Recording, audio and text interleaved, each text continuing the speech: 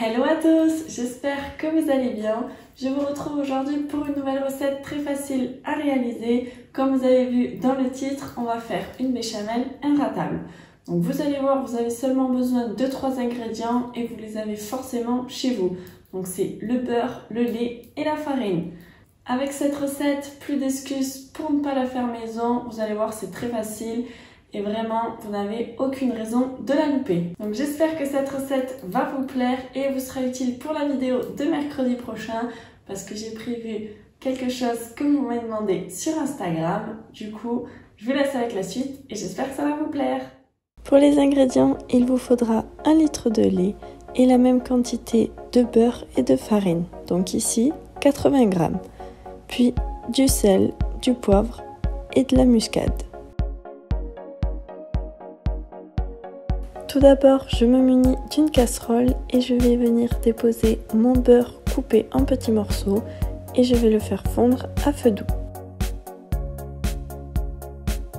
C'est plus facile de le couper en petits morceaux, comme ça il va fondre plus rapidement et plus uniformément.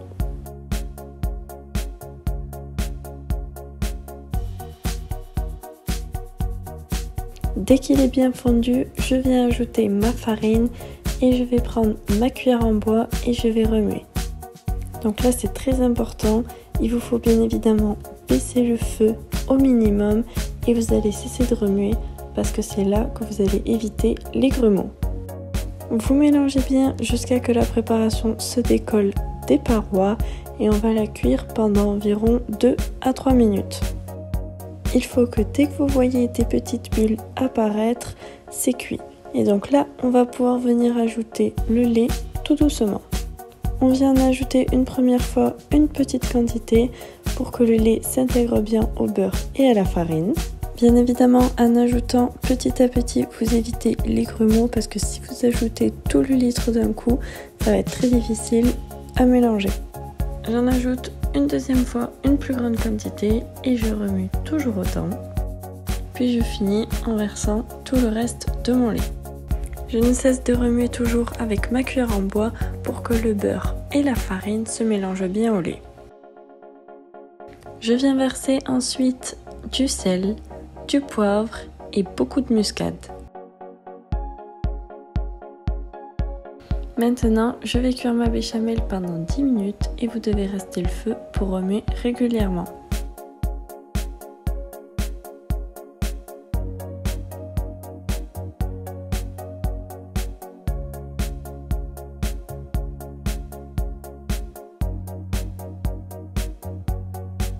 Au bout de 10 minutes, vous allez voir qu'elle va commencer à s'épaissir et ça va faire une ébullition.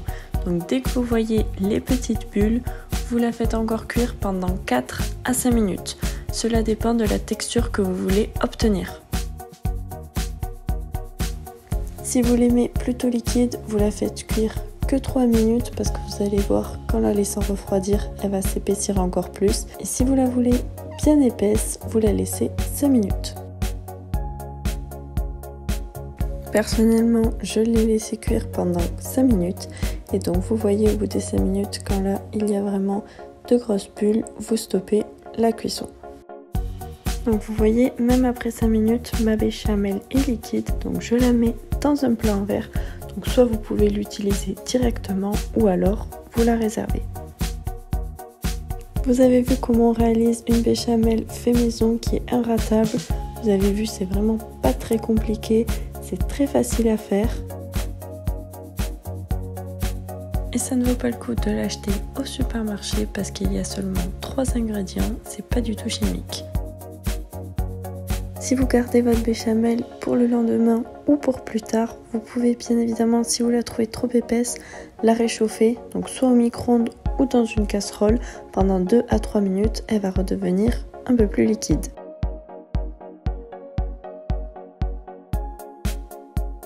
J'ai réalisé cette béchamel pour la recette de mercredi prochain qui sera les lasagnes à la bolognaise. Donc j'espère que ça vous a plu. Si c'est le cas, n'hésitez pas à vous abonner à ma chaîne en cliquant juste ici. Prenez soin de vous. Bye!